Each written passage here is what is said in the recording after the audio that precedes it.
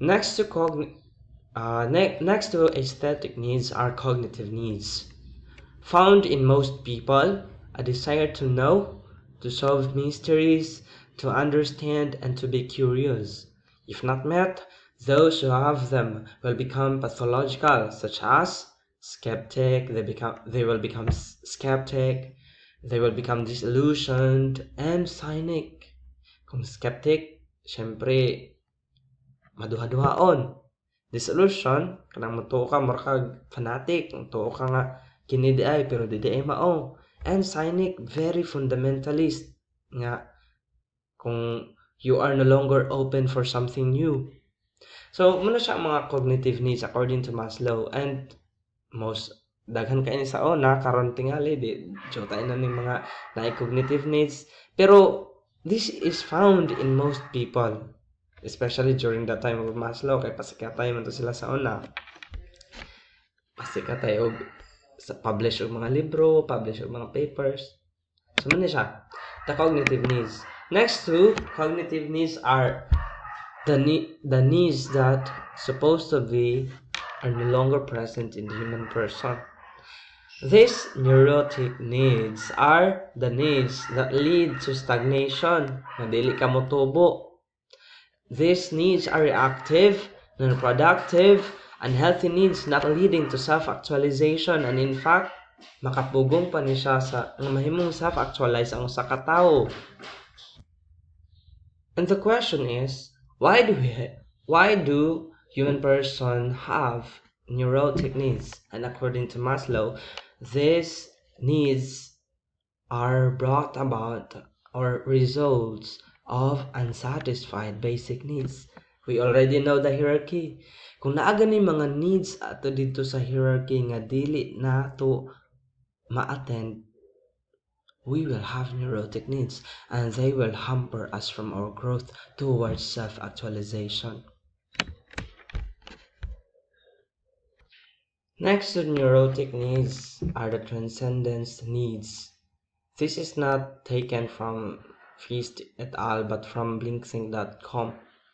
Transcendence needs means that this is the need of helping other people, the inevitable consequence of self-actualization. Naman, what principle is lying behind this transcendence needs? Kung self-actualize gani ang person, inevitable jud niya nga makakita jud siya sa concerns nga mutabang sa ubang tawo. And kung gani karon makaingon ta nga self-actualize ang usa ka tawo kung nitabang po siya sa laing tawo. How come nga makaingon ta nga kini siya maayo ni siya nga tawo, perfect, a paragon of living, nya wala gatabang sa uban. So transcendence needs is something which is beyond self-actualization and the inevitable consequence of self-actualization.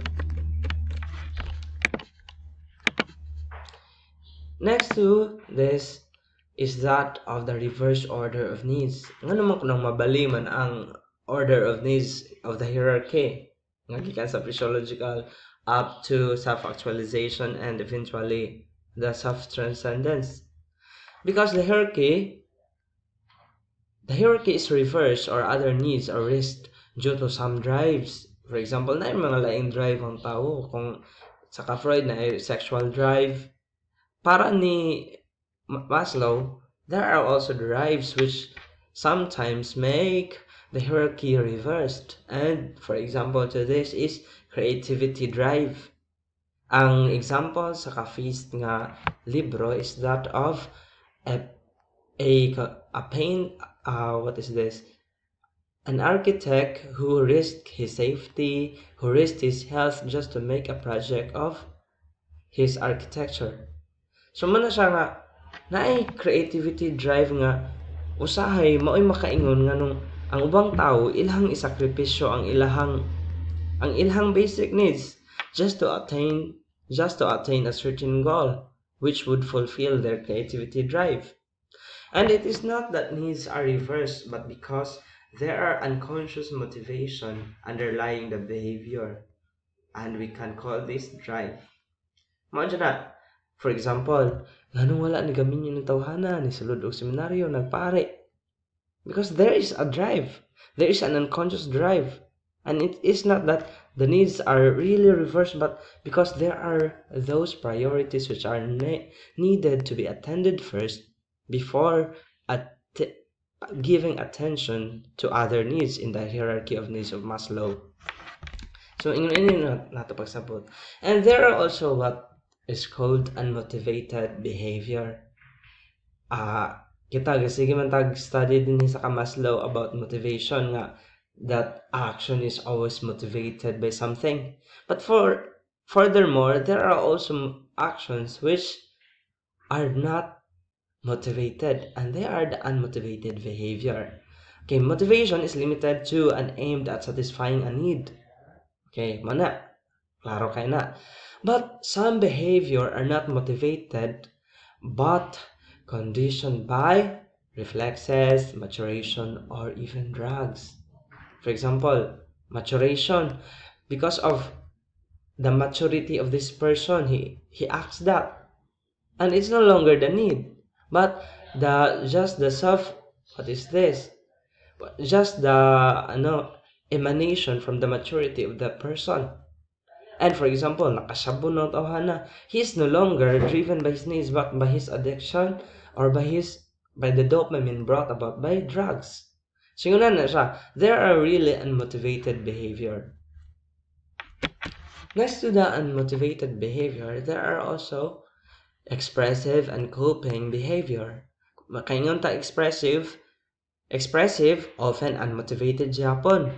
So part siya sa unmotivated behavior. And an end in itself. Ngano makaingon kag end in itself? Nga, you're just acting for the sake of acting. You're just making that thing for the sake of making that thing.